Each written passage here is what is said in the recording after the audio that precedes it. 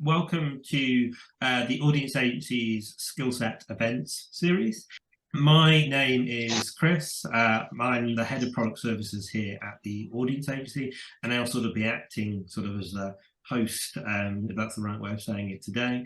I'm a male in my mid-30s. I'm wearing a check shirt. I've got brown hair with a few grey hairs, if your camera is good enough to see those, but hopefully it isn't from that sort of point of view. And I'll be presenting alongside, but of course she'll be doing most of the presenting today, my colleague Catherine. Catherine is one of our senior consultants here at the Audience Agency. I'll be answering the chat throughout the session. So do feel free to ask any questions as we go through. There'll be an opportunity to ask questions as well, and then we'll also wrap up and have more of an opportunity at the end. Yeah, I'll pass over to Catherine to lead the session. That's great. Thank you, Chris. Just for the purposes of description, I am a white female in my 40s. I have shoulder-length fair hair, glasses, and a black jumper. Just one thing before we start, could I just ask that everybody could please put themselves on mute? It just helps with ensuring everybody can hear the presentation. Thanks very much. So I'll just move on to talk you through Express Community and Market Analysis. Hopefully everybody can see my screen okay. So in this session, we're going to give you an overview of some of the audience agency's audience data sets. And as we go through, we'll be introducing quite a number of free options, also some paid for extra data sets and support. So whatever level you're kind of interested in coming in at, there'll hopefully be lots of options that you can get hold of, including sort of straight away, immediately after the session, if you would like to. There are lots of options there to combine, and these can give you more of a complete picture when taken together. We'll be talking through how to use data sets to understand your audiences, benchmarking and understanding the wider marketplace, and the types of support we can offer in terms of using data to understand market potential. We'll be sending the slides out afterwards. So because we're referencing lots of resources, we've got links throughout the slides essentially. So we will send them out afterwards. So don't worry about having to sort of write them all down as you go. You'll get those with all those links directly to the areas we're talking about after the session. So just to move on. So Express Community and Market Analysis is concerned with making use of data sets that are easily accessible. These include the Audience Answers framework and existing research, for example.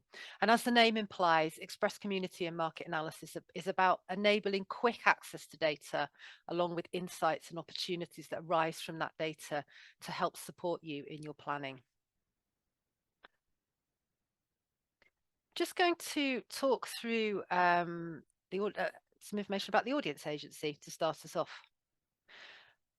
Appreciate some of you may be more familiar with us than others. So just to fill you in on what we do, we are a charity, not a commercial consultancy. We're a charity, and our mission is to help you reach audiences. Many of our team have worked in arts and cultural organisations and really understand the reality of working in that environment. We work with hundreds of organisations across the UK and internationally. And we work on a wide range of different projects and support, including audience development, experience design, evaluation, participation. And underpinning what we do is a collaborative principle around sharing data and knowledge for the benefit of the sector.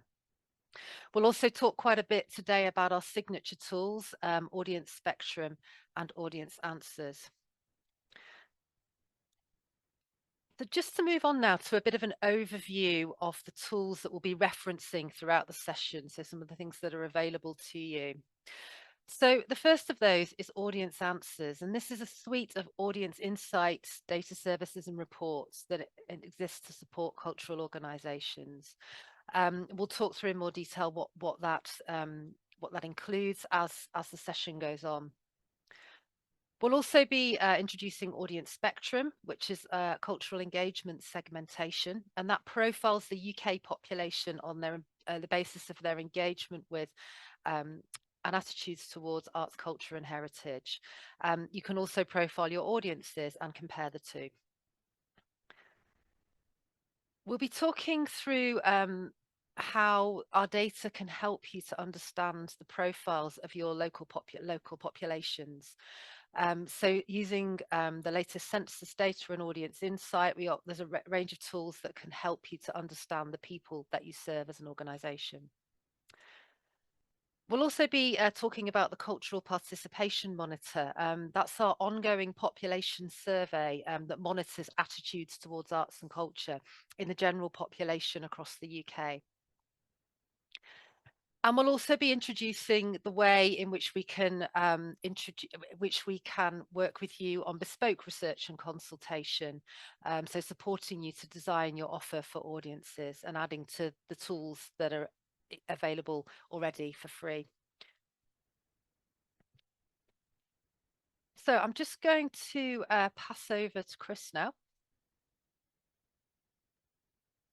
Yeah, so as Catherine mentioned, one of the key tools that we have, and particularly the platform basis as well, is our Audience Answers service. Audience Answers is a service that developed from what was Audience Finder and the Audience Finder data tools.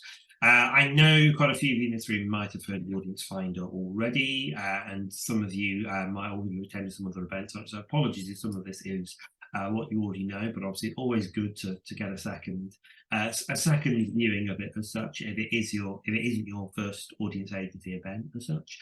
So Audience Answers, it was launched back in April this year. It evolved from what was Audience Finder, the platform, and essentially it is a set of services and reports which allow you to look to analyse and provide insight on your audiences alongside other national data sources that you have around that as well. So it's a suite of different services as well. It is based around a central platform that we'll look at a little bit later as well. But it's not just within a platform as well. A lot of things around Audience Finder are essentially just based around a set of platforms as well. So there's different sort of levels to how this service works from that sort of point of view. Depending on where you are within the UK, I can see a few of you are in different UK nations as well. Where is areas that there is free offers of the service, particularly in Wales and Scotland, which are currently funded by the Arts Council of Wales and Creative Scotland. And essentially, service is based on a tiered basis. So there's three areas: snapshot, essentials, and in depth. They all have different sort of prices based on them as well. So they're split into a number of different areas and really just sort of designed to build on what we learned from Audience Finder. Audience Finder, the original platform, which was known, as many of you may know, Audience Finder Original. It was developed back in 2015-16. Obviously, over that period, over the last sort of 7-year period, we learned quite a lot around what cultural organisations were looking for around audience insight. But at the same time, quite a few things had developed very positively around audience insight as well.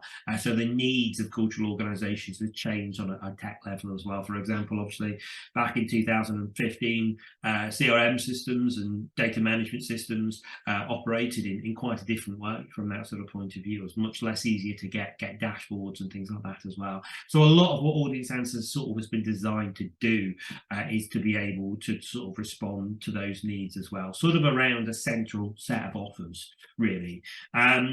We're not going to be talking through all the offers today, don't worry, because as Catherine mentioned, we're sort of talking about express market analysis. One of the main offers, which links into some of the things we're talking today, is around the survey offer. From that sort of point of view, you can use the Audience Answers service to run audience surveys if you wish to as well. Essentially, the surveys which are in the platform, they are designed to be benchmarkable surveys, so they're designed to benchmark against the population from that sort of point of view.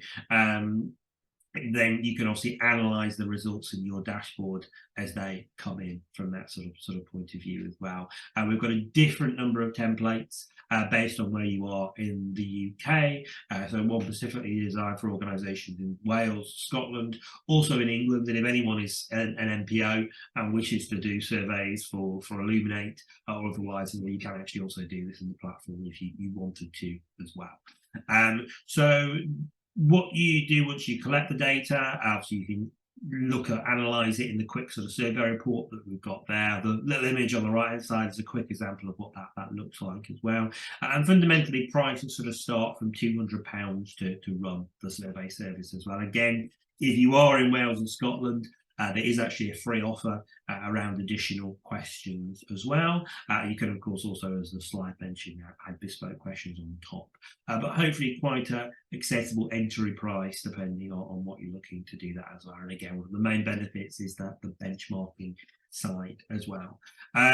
So on surveys, that's probably a little bit of an overview without sort of deep diving sort of too much from that sort of point of view.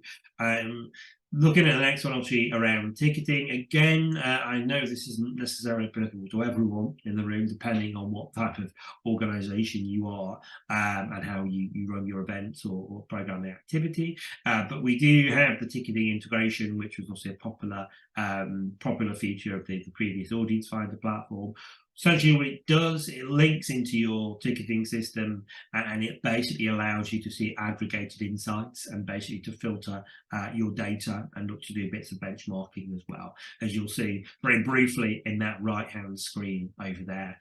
Linking up your ticketing system does allow you to have other insights that you can have around the platform as well, including on audience spectrum. But as you can see there, you can do a number of things for free, and obviously we do have a paid add-on to that one as well, which is for organisations in England. In Wales and Scotland, you do get the essentials packages that you referred to free of charge. But looking at location, audience spectrum, booking behaviour, if you're interested in looking down that type of route, then that could be something to explore. For anyone who is a touring organisation, there is actually a touring package as part of this, which you refer to as Audience Answers Touring. And as you can just see there on that bottom bullet point, we do have a number of automated ticketing feeds from those 5 systems, which is just linked down there as well. And so a little bit of an oversight. Again, I won't spend too long on this one because I know not everyone in the room is ticketing based, but hopefully a little bit of an overview just on that side for you as well, really. But again, if you're keen on this, then there's other areas of audience answers as well that link into that suite alongside our consulting work to look at that one as well.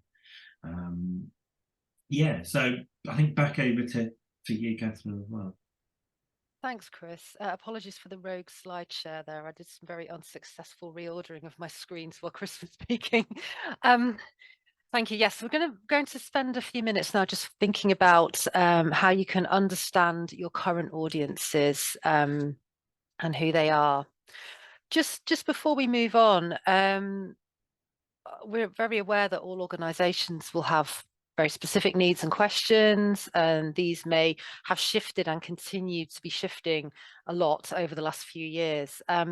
We've put some examples of some of the questions that we've come across recently up on the screen, but there are obviously many more. If you would like to share any of your burning questions at the moment, please do pop those in the chat. We will be monitoring the chat. So if there's anything particular that comes up that we can add a little bit more context to, then we will try to do that. So please do add any thoughts in there. Also, just really interested to hear about the sorts of questions that your organisation is facing at the moment as well. I'm going to introduce audience spectrum segmentation now. And appreciate, as Chris said before, obviously some of these tools will be very familiar to a lot of you in the room. So hopefully a useful recap on the tool rather than sort of telling you everything you know. Audience spectrum is a segmentation of the UK population. It breaks down the population by their attitudes towards culture, by their cultural interests, and by their cultural habits. You can see an overview of the spectrum here, and there's a link here on the screen to all the information about the audience spectrum segments on our website. It's based on real data. It combines our research with census and other population intel. Every UK household has a tag. It's very highly geolocatable. So they're each tagged with 1 out of the 20 audience spectrum groups that predict their interest and their behaviour with regards to arts and culture. It is the only geolocation segmentation for culture in the UK. And it has been tested for accuracy against what people actually do go on to do. We've been using this segmentation tool for years and years and years, working with organizations, collecting data from hundreds of organizations, and applying this tool, and using it to support them in practice as well. It is relevant to all cultural organizations of all shapes and sizes. And we've used it really extensively across all parts of the arts, cultural and heritage sector. It's respectful and inclusive. It takes on board the needs of various different people across the whole population. And it also considers different types of cultural engagements. It's not just about whether people go to more traditional arts organizations. It considers all different types of arts and cultural engagement. And it gets better the more we use it. I've already sort of explained that we've kind of been using this for years and years, and the more we use it, the more insight we get into the tool, and the more we put back into it, essentially. So in terms of the segments, we've got, there are 10 main segments shown here on the screen.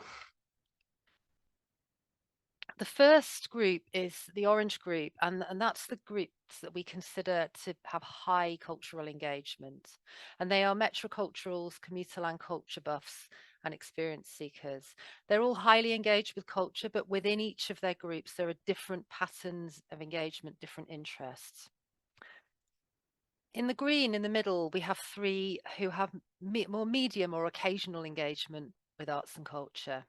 And again, as with the orange groups, these medium engaged groups have different sort of attitudes and behavioural patterns, but the factor that brings those 3 together is more occasional engagement. And the last 4 are those which have the sort of lower engagement with arts and culture. And again, within these groups, we're seeing various different attitudes and barriers, particularly to engaging with arts and culture.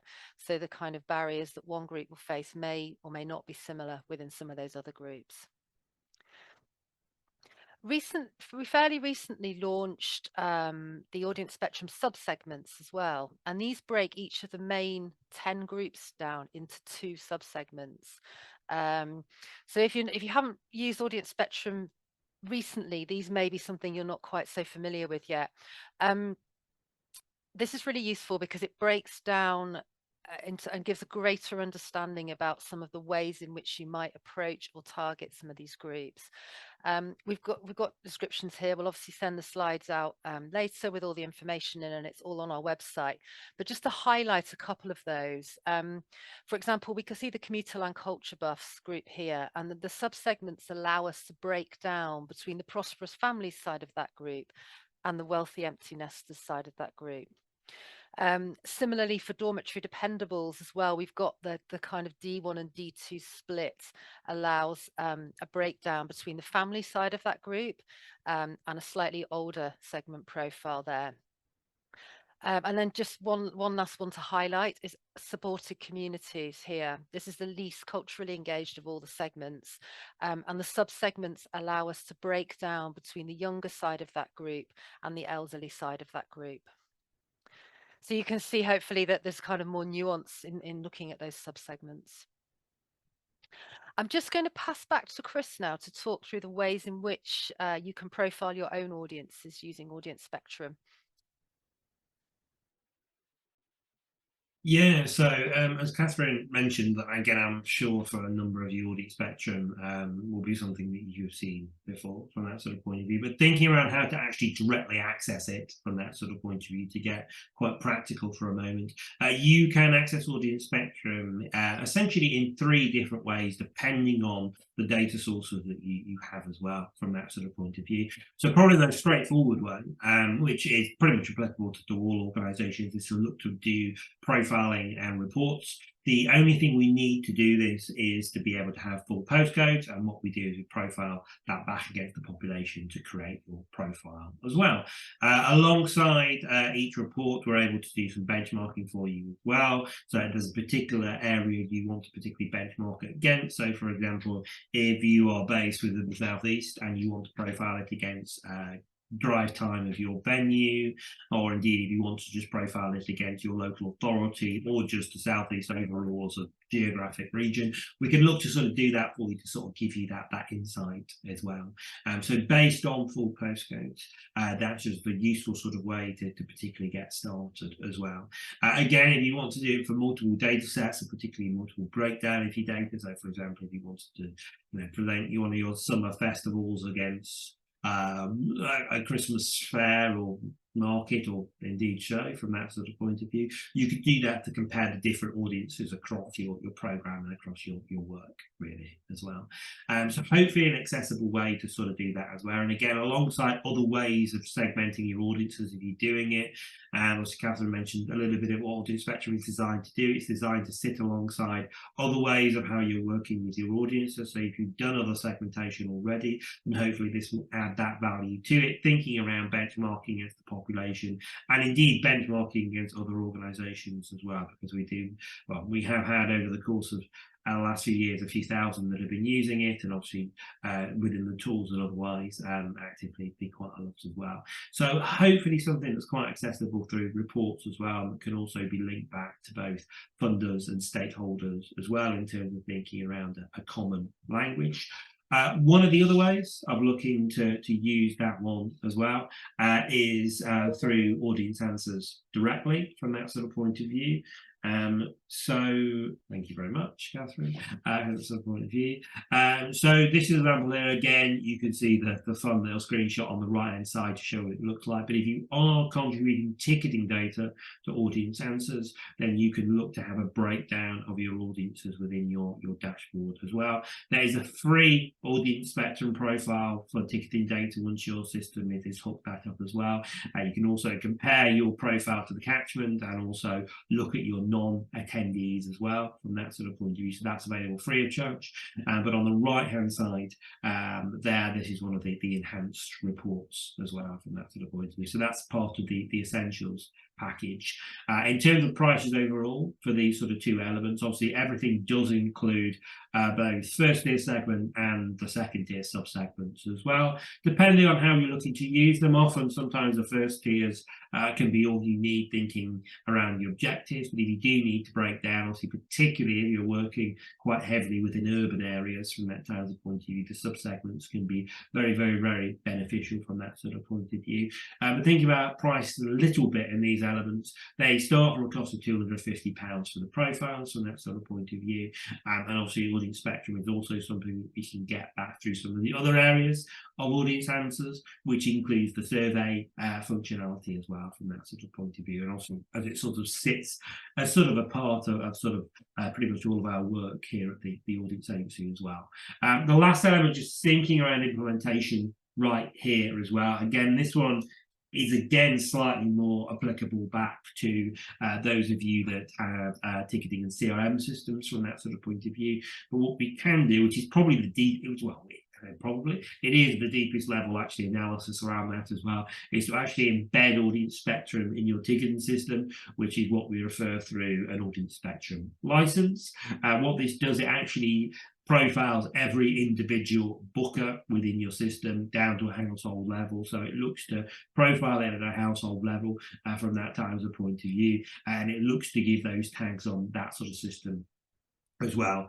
Obviously quite flexible around that as well, and fundamentally this service is designed to allow organizations to get as practical as what they need to be, and particularly link it into how they're actually doing the implementation from their system as well. So of course a lot of organizations do mailing directly from your ticketing CRM system for obvious reasons. So one example of that as well, so you can look to apply the segmentation around to how you're segmenting your mailing, other sort of ways of direct sort of marketing as well, and look to sort of use it on that sort of 360 sort of point of view really as well. And of course, thinking about the customers as individuals, because of course what we're not doing in the two methods is looking at, you know, John Smith, who has booked, you know, 4 or 5 times a year as well. We're of course just looking at the aggregated booking data of them as well. It allows you to look at it at that level as well. So obviously, no, we're not applicable to everyone, but certainly if you're looking to really get deep on it and you're particularly running in a venue-based capacity, then that could be something that's useful to explore as well. Prices for this service, they are based on a subscription and they start at around £1,500. So slightly more pricey from that sort of point of view, but hopefully, you know, you very quickly get the value back if you're looking to implement it around that capacity as well. So a little bit of an overview, hopefully, on the accessing the data side. Thanks, Chris. So in terms of the audience spectrum profiles, there's lots of really detailed information about each on our website in the form of pen portraits. We've shown an example here for the experience seekers group, and you can see the various different types of information that you can go through. So you've got sort of profiles, attitudes, sectors, places, digital activities, communications, and then the sub-segments as well. We've also fairly recently launched a motivation guide for each of the groups as well. You can see an example of the cover of the Experience Seekers one here. There's one for each of the groups, and that gives you much more information about their motivations and sort of targeting hints and tips to target them essentially. I've just noticed in the chat there was a couple of questions raised about or priorities raised about moving audience away from print to save costs. So within here, obviously, you can look and see for your core audience spectrum groups, what types of, and people in your community as well, the types of marketing that they might be most receptive to, essentially. So all of that's included in there. So that might be quite useful. Also a question about engaging hard to reach families. So you might want to look, for example, at groups like Frontline Families, and through the segment profiles here, you can go into depth to understand what the barriers are likely to be and the types of activity and approach that's most likely to engage those groups. So I'm just moving on now, still thinking about your current audiences, but moving on to think about where your current audiences live and some of the tools that are available to support that. Within audience answers, there's a catchment analysis that's included in both for ticketing and survey data. It can be really useful to consider your core catchment area, and we often define that at the audience agency as either 50% or 75% area from where the closest 50 or 75% of audiences are travelling to visit your organisation. And the benefits of defining a catchment area are that it provides organisations with an understanding of the area in which the majority of their audiences live. It gives a kind of core geographical focus, and from that, decisions can be made about how and where to target communications and activity. So considering opportunities to build on engagement from within your catchment area, and thinking about ambitions to extend further outside it. So within the audience answers tool for the ticketing and survey data, you will see a 50% catchment analysis that looks like the example here on the screen. So it essentially shows you the area from which the closest 50% of your audiences are traveling. There are also other insights available in audience answers. These are sort of included in some of the paid for packages. But they include a breakdown of local authority. There's some examples shown on the screen for ticketing data here, and as you can see, that breaks down sort of bookers, tickets, income, and average ticket yield by local authority. So you can really understand and explore the value of each particular local authority area to your own audience income and draw. There's also insights into postal sector as well. So group, for example, as shown here, it groups down for survey data. You're able to access your sort of breakdowns for survey data there in relation to the postal sectors that your audiences are traveling from. In terms of audience location, we do quite a lot of bespoke analysis around this as well for organisations. And this can really help you to explore and look in detail at where your audiences travel from. And that can be based on postcode data from booking systems, from surveys, sometimes from gift aid data, where that's the best available data set. And we often look at various different factors, including drive time and distance, as well as audience engagement from, for example, specific geographical areas such as local authority, ward, or county. The example here on the screen shows a very simple drive time analysis. And just to show you how this kind of works in practice, this organisation shows a very strong tourism pool. We can see here that over half of audiences are travelling from over 2 hours away. So a concern for an organisation like this might be how to balance strategies to engage their local communities, their day trip market, and their overnight stay market. And obviously many organisations have a much more local audience as well. So it can really help you just to understand how wide or narrow your draw is at the moment, and then to kind of base your development strategies on that information there. We can also define hotspots and cold spots. The examples on the screen here are at postal sector level. So for example, M213 down to that first number. There's an example of a count map on the left and penetration into total households on the right. What we mean by penetration is the percentage of booking households out of total households in each postal sector. So it puts together your kind of reach into that postal sector in context with the population size essentially in each sector. So you might be drawing high numbers from somewhere with a lot of households, but have a better penetration into another area, perhaps where there's less households, for example. And it can just help you to understand in quite a visual way with the mapping as well. And this is always all supported by tables and things too, where your reach is and where some of the opportunities might be. Another thing that we also look at is penetration into the estimated market size within a postal sector for different art forms, museums or heritage, for example. There's kind of quite a lot of different ways in which we can approach this, and this is quite a bespoke thing. But the example here shows the penetration of Manchester's classical music bookers into the likely total classical music market within the population in each postal sector. So the dark pink areas on the map show where there's highest penetration into classical music attenders within that postal sector.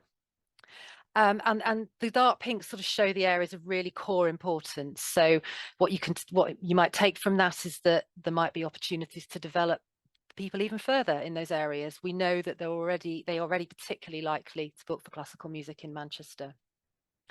The darker blue indicates where there is the least penetration into classical music attenders, and this might indicate areas to target for new audiences. And whilst unsurprisingly, a number of those dark blue areas are further away from Manchester, because this looks at classical music bookers in Manchester, there are pockets closer to the city centre which may indicate local untapped potential, sort of around these areas here. You can see the blue there. So it helps to indicate where you might be able to target opportunities and where these opportunities might exist. This is for a citywide data set. We do regularly produce this type of analysis for individual organisations, and it can be either based on art form attendance in the population or on the key audience spectrum groups for that organisation in the population to examine in more detail the areas of success and untapped potential. Just moving on now to thinking still about current audiences, just examining how you might examine how they behave and what you think. We're just going to go back to the audience answers dashboard for a moment. So the audience answers dashboard can be used to look at a wide range of behaviours using both ticketing and survey data. So for example, on the screen here, we can see some outputs for the ticketing data that help you to understand behaviour of your audience. So for example, what's the average ticket yield? How much are people spending on average there? A couple of examples from the survey show visit frequency and group composition. And then the audience answer survey is also a great way to capture consistent feedback from audiences. With instant reporting in the dashboard, it allows you to keep track throughout the year. And the standard feedback questions within the survey align with the previous Audience Finder versions as well. So if you've been using Audience Finder before, you can track over time and look back to your previous data. There are also many options to add additional questions into the survey for anything else you might want to explore that's a little bit more bespoke to your organisation. Just moving on now to away from audiences to thinking about communities and the population in more detail.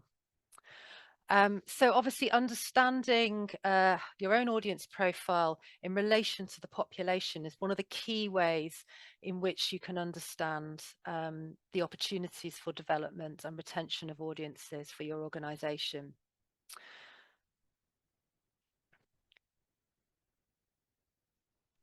In audience answers, there's a free mapping tool that shows you where the audience spectrum segments live within your local area. Anyone can access this. You don't need to be logged in or anything. You can just go straight onto that site and anybody can use this. It gives you breakdowns by postal area. And it starts overall, you can see here, it gives you a dominant it gives you the dominant segment for each wider area in the population. Then you can zoom in to the postal areas you're interested in, and it gives you a full breakdown of the audience spectrum groups in the population within that postal area. And you can also use it to look at subsegments too. So an example here shows up our streets within the NG24 postal area. So we can see that overall 24% of that postal area are the up our street segment, and they're more likely to be in the U2 subsegment, so 16% as opposed to 7% in U1. It's obviously that sort of delving in and out, you can lose quite a long time in this tool. So, but it can be really insightful if you sort of take a little bit of time out to really delve in and explore what your local population looks like. The other good thing about the mapping tool is that you can use it to share with colleagues. For example, you can take screenshots and things like that too. So if you need any evidence to support funding bid, for example, you might be looking to develop a certain type of audience, you can sort of take screenshots to using things like that to kind of provide the evidence really as well. So it can be really useful from that point of view. Another really key way to understand your local area is population profile reports. For anybody that's had an area profile report before, this is the new name for the area profile report, but they are now updated to include the 2021 census data. Within that report, it includes lots of population insights around drawn from census data, alongside audience spectrum and other cultural engagement data. There's also a plus version that allows you to look at data at individual ward level as well within the wider area you're interested in. Alongside population profile reports, we've also recently launched something called a population change report. So if you're interested in how the population within your area has changed between the 2010 and the 2021 census, that report will allow you to see those changes within the population there as well. So that's just something else to mention. All of the population profile reports are available at the link here on the screen. There's a few different options there, so you can take a look through and see if anything might be of interest. I'm just going to do a quick demo of a population profile report plus, just to show you what that looks like. So I'll just pull that up over onto the screen here. So within a population profile report, you get to choose the sort of target area, and that can be defined in many different ways. So, for example, there's a local authority area that's in this particular example, and then you can compare that to a wider base area. So you can think about your local area compared to a wider area. We can look at sort of local authority drive time, distance, all kinds of different ways in which we can define the area of interest. So we can be quite flexible on that. It gives you a breakdown of audience spectrum segments and subsegments, as said, and it shows you how they compare as well in index. It shows you, for example, whether your area of interest has a higher or level proportion to the base area that you're comparing to.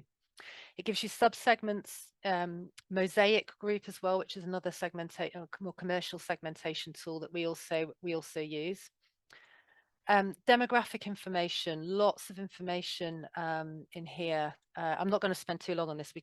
There's far too much to go through in detail, but gives you things like age group, ethnic group, disability, gender, sexual orientation, religion, household status as well, households by deprivation. Also, this is a new element. It gives you communal establishments, so it tells you the number of different types of establishment that are in your area as well, which can be really useful. So things like NHS type, local authority, things like care homes, for example, it lists all of those as well. Car or van availability can be quite interesting, particularly if you're not on public transport routes and that kind of thing. Health. Carers, language. For Wales, it includes Welsh language skills as well. Country of birth, year of arrival in the UK, and age of arrival in the UK. So you can explore there, how long people have been in the UK. And yeah, there's a really wide range of information there. Education and highest qualification and employment information too.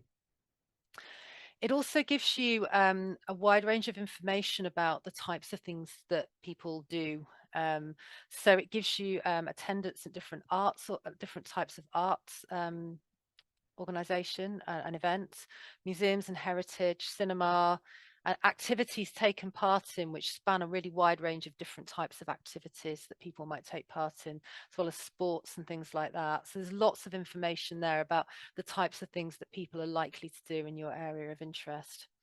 And then in the plus version of the PPR, we break information down for each individual area. So for example, if you said, okay, I know I want to target dormitory dependables, so where do most of them live? You can sort of go and do a kind of filter in the back, sort it, and you can see the areas which have the highest proportions of dormitory dependables, for example, and you can filter all the information by local authority.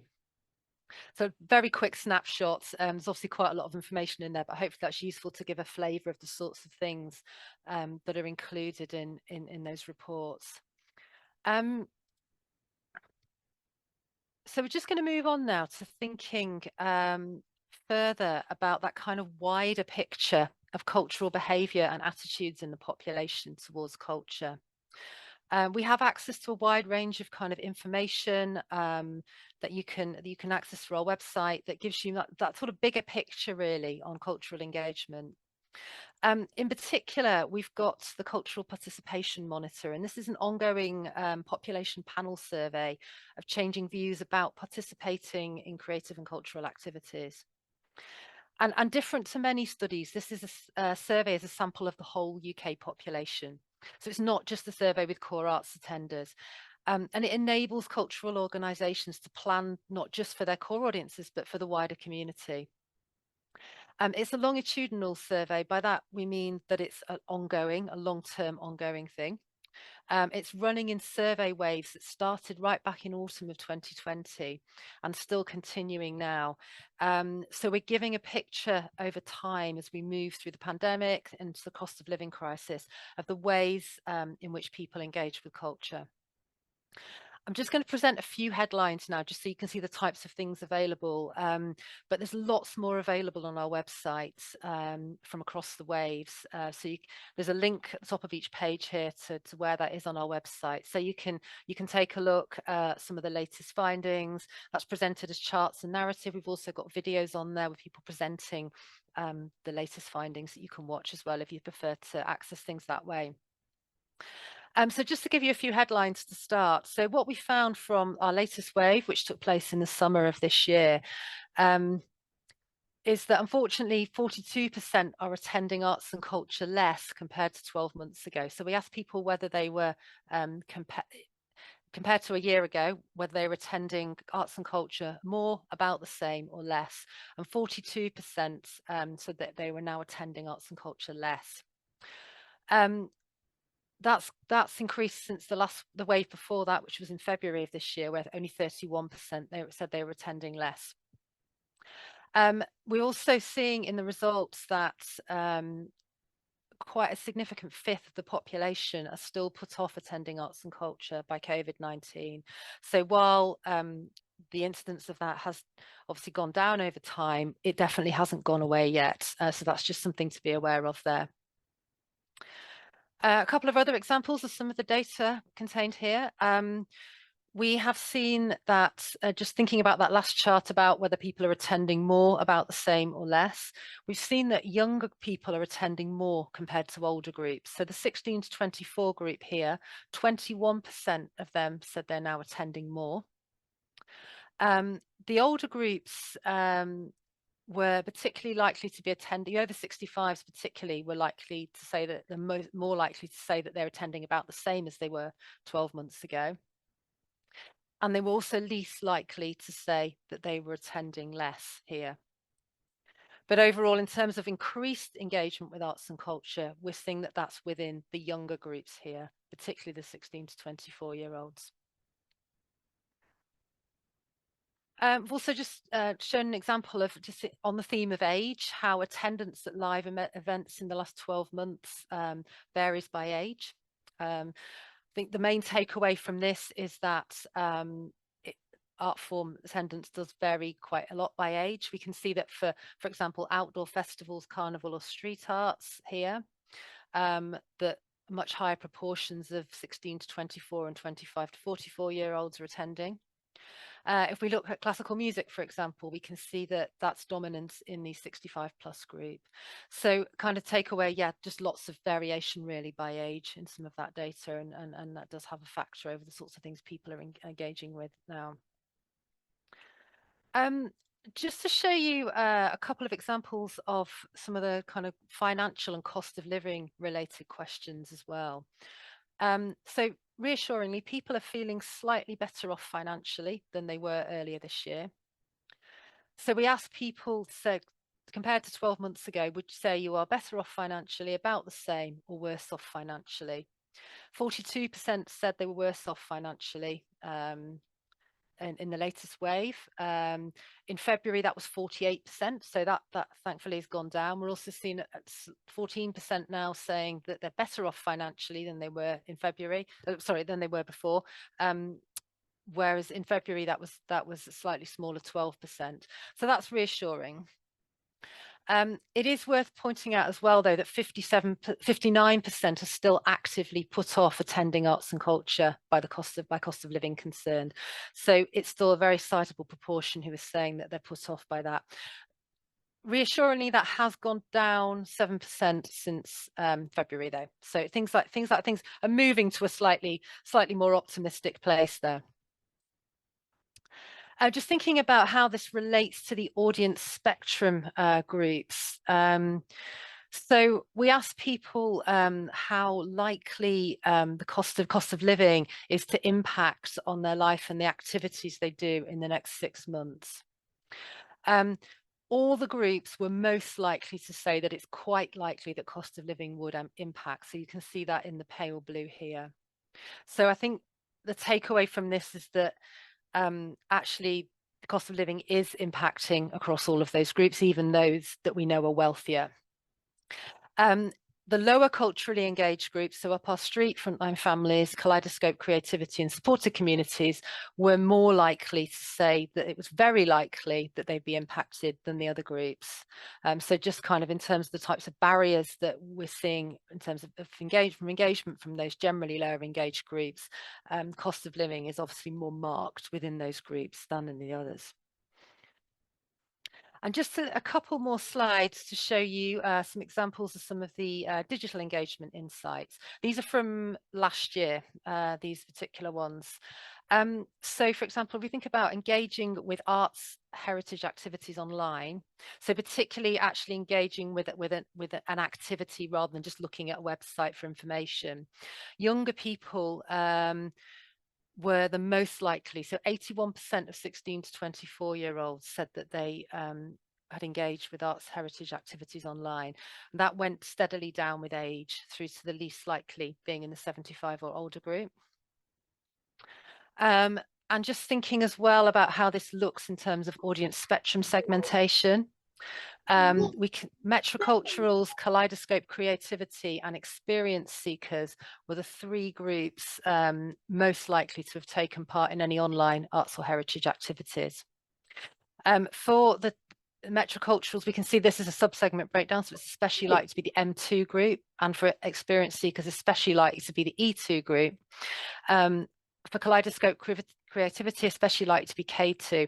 I think these findings are particularly interesting for kaleidoscope creativity because they are a group that don't tend to engage in more traditional contexts with arts and culture. So it does show here that there is a lot of opportunity really for online engagement with that group.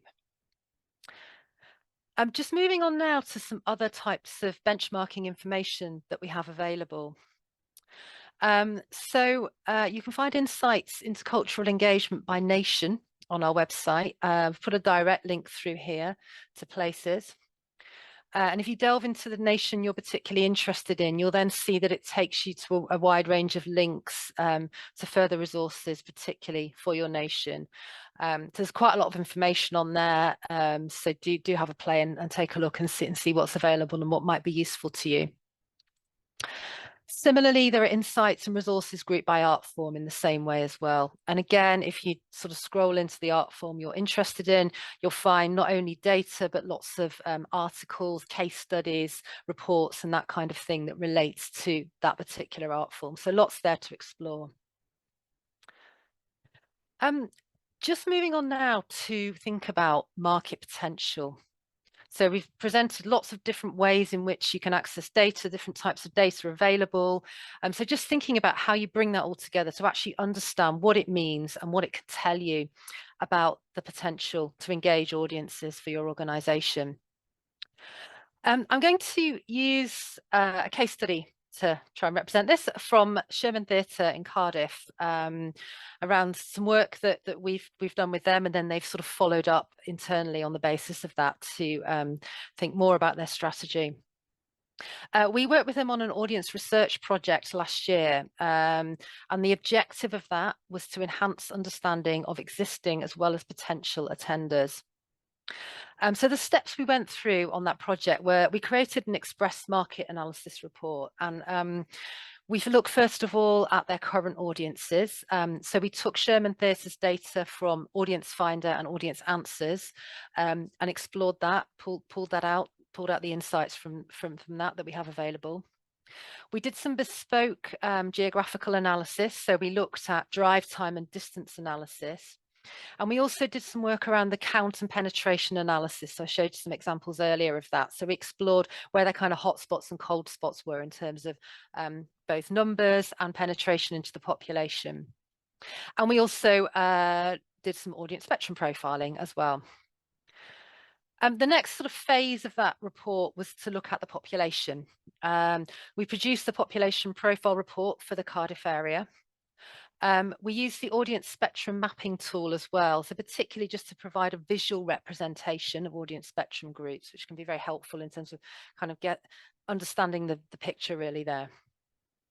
We also drew on insights from the Cultural Participation Monitor for the UK overall, as well as for Wales, to give that wider context of things that were important to consider.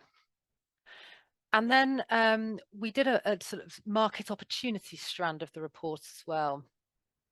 So we looked at the propensity, we did a propensity to engage analysis essentially that looks, as I showed earlier in some of the mapping, we identified the areas of untapped potential in relation to where there was most potential to engage with what they were doing within the population. And we used audience spectrum to determine that. Where they were doing particularly well and where there might be opportunities for development, and combined all that together with the insights mentioned above, just to kind of get the complete picture really, and then draw out the market opportunities from there. Alongside the Express Market Analysis report, we also worked with them on a bit more research. So we ran a survey and focus groups that looked specifically at awareness from non-attenders of the theatre and the perceptions of motivations of current and non-attenders as well. So another layer of research on top of the market analysis. So in terms of what this data told us, we were able to identify, first of all, their current core audiences. We identified that they had a 35-minute drive time, catchment area, and particularly that their core audiences were more likely to be highly arts engaged. We identified the opportunities to target more of the same types of audience within the local area. So we identified where there were groups with the most potential to target within their local area, the areas of high penetration where there might be opportunities to develop more, and also areas of untapped potential what they might want to consider in terms of trying to gain more audiences. We also looked as well at opportunities to extend outside their catchment area. So at 35 minutes, it was a reasonably tight catchment area. So we were looking where there was opportunity to draw people in from slightly further afield, particularly where there was a kind of show that was especially likely to attract people from further afield that they were likely to travel for. So we identified the groups and the areas in which those people lived that offered the potential there. And then we looked at their developmental audiences as well. So what we meant was the audiences that they were engaging fairly well, but not in the highest numbers. So they kind of, there was some engagement there, but they weren't there might be potential to develop those further, essentially, with the right offer and the right positioning of that offer. And then lastly, we considered the opportunities in underrepresented groups. So the groups that there might be opportunities in, but were underrepresented at the moment in their core audience. And particularly the Trips and Treats group was a key one for Sherman Theatre within the underrepresented group. So the Express Market Analysis helps the theatre to understand who to target. And the audience research further informed their messages and communications. From the work that we did with them and the research we did with them and the opportunities that we identified, the theatre devised 3 key marketing segments. Those with the greatest potential to engage with the theatre's work, and also those that were likely to help them to achieve their mission and strategic objectives. So they had arts engagers, which included metroculturals, experience seekers and commuter land culture buffs, family time out, which included dormitory dependables and trips and treats, and then audience development, which included the lower engaged family group, frontline families. And for each of those groups, they created a segment portrait, setting out the programme appeal and interests of the group, and also a targeting rationale. So the reasons why it made sense for the theatre to focus on that particular segment. I'll just read out an example of their segment portrait and targeting rationale for family time out. So the portrait was families from the middle engagement audience spectrum segments, dormitory dependables and trips and treats. This segment includes existing and potential attenders and are driven by social motivations, including spending time with family, creating special memories to see familiar work. The family product will be targeted at this segment. And their targeting rationale was that the segment fits our highly valued family offer. And by accentuating our family offer through specific positioning, there's potential to grow our audience. The Trips and Treats segment is underrepresented in Sherman Theatre's audience. So hopefully that gives a bit of an insight into the thinking behind these groups. They created a positioning matrix for each of the groups as well. Just an example here of some bits from one of those on the screen here. So particularly thinking about the features that they had to offer that group, and particularly the benefits and the messages and positioning for that group that was available to them. And then from that, they targeted curated selections essentially that were marketed at each segment, as well as brand awareness and messaging. So particularly communicating the position to relevant segments, and there was a particular focus in that around outdoor and digital work. And then that kind of very targeted marketing at each segment, which included outdoor, digital, door-to-door, direct marketing and email. And you can see an example here on the screen of just around the corner campaign, so obviously targeted at people within their very local area to raise awareness of the theatre there.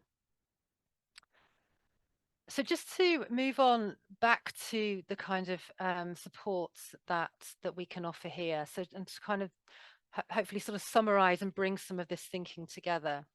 How can we help you turn data into strategy? So as we've talked quite a bit about identifying audience hotspots and cold spots, so helping you to understand where you can focus your attention.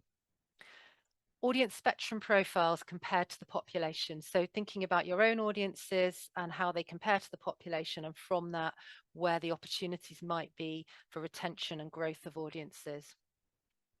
Identifying untapped potential and opportunities for growth from that point of view, as well as summarizing and recommendations. So really bringing all this data together, summarizing it, making sense of it, and kind of producing recommendations from that. And then bringing your team together to explore findings and potential. And this idea of bringing the team together is something which we do quite a lot of in sort of workshops, that type of thing, either in person or digitally. It can be really useful and helpful to bring everybody on board, involve them in playing an active part in planning it and applying it to their own areas of work. So just to finish off, some next steps. So if you're interested in following up further here, as I mentioned, we're going to be sending the slides out afterwards. There's links all the way through those. Please do take a look. Come back to us if you have any questions on anything. A little bit more specifically, if you're interested in talking further about more of an express market analysis package, so the sorts of things perhaps we did for Sherman Theatre as described there, do get in touch with me directly and we can discuss your requirements there. You can explore your local catchment area through the population profile reports. There's a link here to those, all the information about those on our website. And of course, there's always the audience spectrum mapping tool as well on the Audience Answers site, which you can access at any point you like. We can run a wide range of market surveys and community consultation to help you find out more about the needs and interests of your audiences and communities. You can get in touch with us at the email there or any of our kind of staff directly. We can offer support in understanding and applying audience spectrum through profiles, through things like persona workshops and personalized segmentation. If you visit one of the best sources there is if you visit the web page flagged here. It gives you sort of a good overview of the different types of offers that we have to support audience spectrum and using of that. And then for ticketed organisations, as Chris outlined earlier, you might want to consider how audience spectrum can benefit your activities through a licence. And you can get in touch with the support at the audience agency's address there to discuss that in more detail. That's everything from us. Thank you very much for your time.